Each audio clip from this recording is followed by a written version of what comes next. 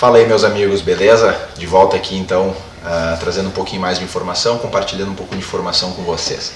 O negócio é o seguinte, para deixar uma letra ali, né, até para quem tiver interesse, o pessoal aqui na Casa das Armas desenvolveu um material sobre desarmamento civil, né? Seria basicamente um material do porquê somos contra o desarmamento civil e tratando o desarmamento como uma grande falácia, com uma abordagem muito light, muito leve, que não é um debate de ideias incisivo, ele é um ponto de partida para que se debata essa questão do desarmamento, que já, né, enfim, a gente sabe como é que termina, mas principalmente por ela ser absolutamente baseada em dados factuais, em estudos científicos sérios, né, não dados que vêm de um instituto de pesquisa que pertence ao Instituto Lula ou algo do gênero. Tá? Então a gente desenvolveu esse material e está levando adiante no formato de palestras. Tá? Quem tiver interesse pode contatar aqui, mandar uma mensagem para nós, a gente vai avaliar isso aí e pode estar levando isso adiante. Eu acho que é uma belíssima porta de entrada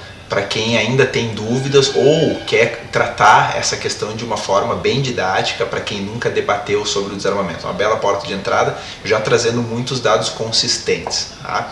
E é sobre alguns deles que eu vou dissertar hoje. Eu tenho o material pronto aqui, formatado, bacana, desenvolvido exclusivamente pela galera aqui da Casa das Armas. Tá? Então qual é que seriam os pontos que eu gostaria de trazer para vocês hoje?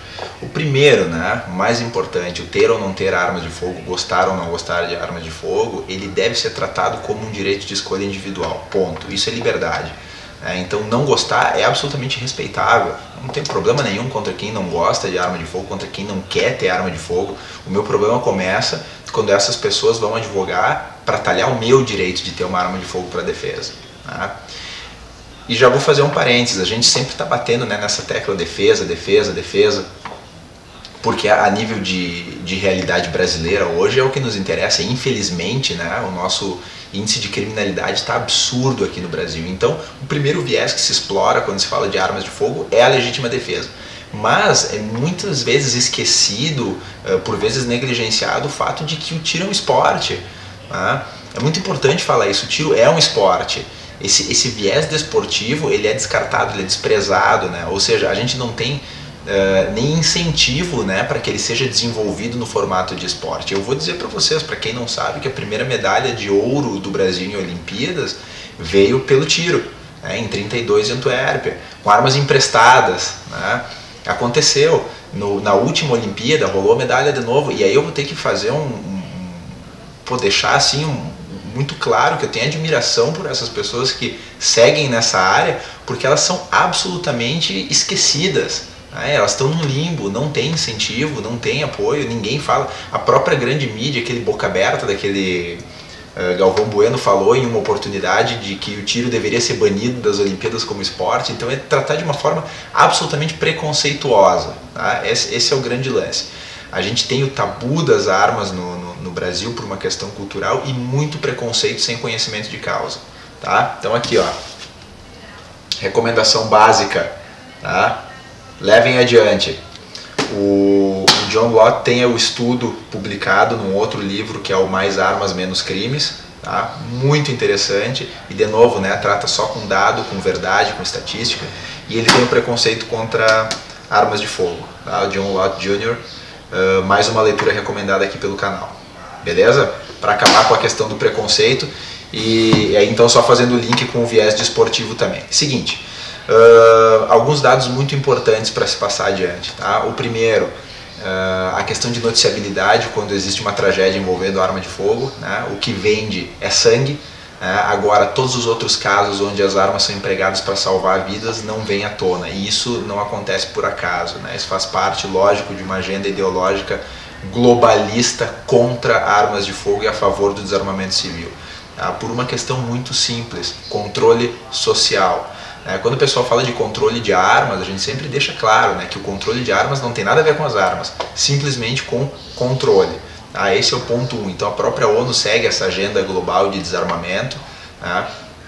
Acho importante falar isso, né? É o controle social e não de armas. Então, como eu dizia, a questão da noticiabilidade vende, porque o pessoal consome tragédia, né?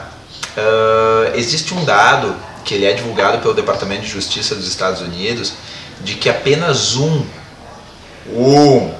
de todos os massacres ocorridos nos Estados Unidos por intermédio de operação de arma de fogo, desde 1950, só aconteceu fora de uma gun free zone.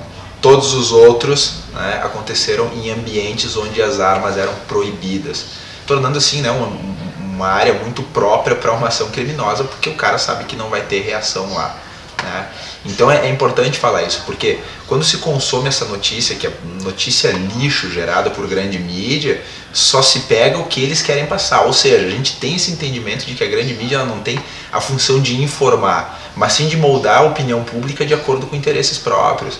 Aí o que acontece com a arma de fogo é justamente isso, né? Então é muito importante falar isso, né? Pouquíssima gente sabe, né, que só desses massacres nos Estados Unidos ocorreram fora de uma gun free zone. Todos os outros em guns free zones, ok?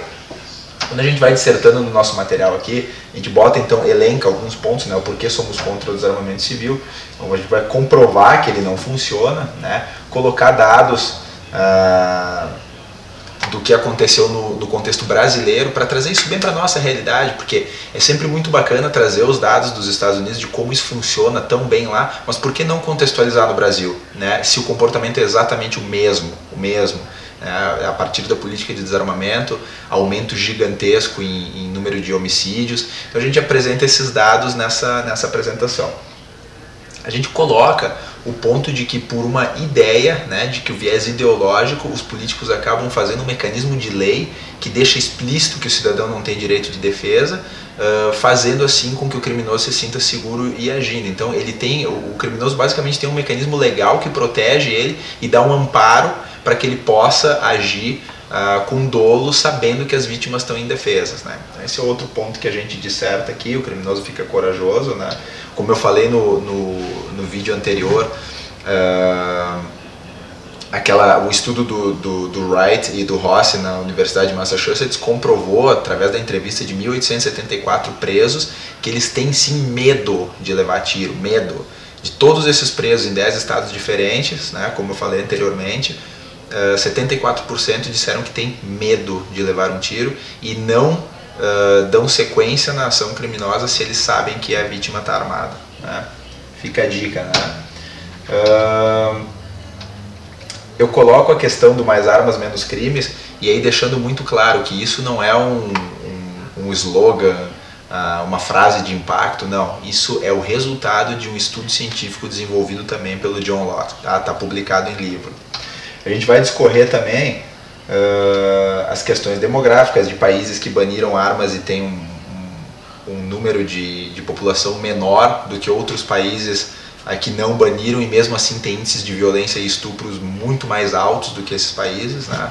Ou seja, eles conseguiram, através do banimento de armas, diminuir os homicídios por armas de fogo, e todos os outros crimes violentos, estupro inclusive, aumentaram, que é a relação mais direta que se tem, eu até já falei isso também, entre a Inglaterra e Estados Unidos, né? A questão do tráfico, pessoal, por favor, vamos se ater a um fato só para concluir esse vídeo, tá? Criminoso não segue lei. O primeiro vídeo desse canal fala isso, tá? Criminoso não segue lei. Como é que vocês acham que uma política de desarmamento funcionaria em um país, primeiro, onde a moral e a ética estão absolutamente defasadas, como o Brasil? Segundo, onde a gente sabe que entra muito armamento pesado pelas fronteiras todos os dias. O Brasil tem mais de 20 mil quilômetros de fronteiras entre terrestre e marítima, né? 15 mil e tantas só de fronteira terrestre, entra muito armamento pesado. E aí a gente vê uma discrepância gigantesca entre o cidadão que mal e mal consegue adquirir um revólver 38 para defesa, e os caras ali do outro lado estão assaltando com .50 carro forte, né? Então esse universo ele acaba nos deixando muito distantes e muitos reféns do nosso dia a dia, né? Eu vou concluir dizendo para vocês que voltar para casa, para nós como brasileiro hoje, todo dia é uma vitória, né? Porque a gente está refém desse contexto aí. Então é fundamental que, mesmo embora a gente esteja passando por toda essa crise política, moral e ética no Brasil, leve-se à frente o projeto de lei 3722 para revogar o Estatuto do Desarmamento. Esse é o ponto de partida básico para que a gente possa pensar em uma melhor política de segurança pública, né? Há um consenso entre as autoridades do mundo inteiro, autoridades sérias, né, de polícia, onde o cidadão armado é um belíssimo aliado das forças de polícia no combate à criminalidade, sem fazer uso dessa arma, simplesmente por criar o ambiente da dúvida, né, onde o criminoso não vai botar o pé para perder, sabendo que pode vir chumbo quente ali atrás. Legal? Fiquem conosco, fiquem seguros e até o próximo vídeo.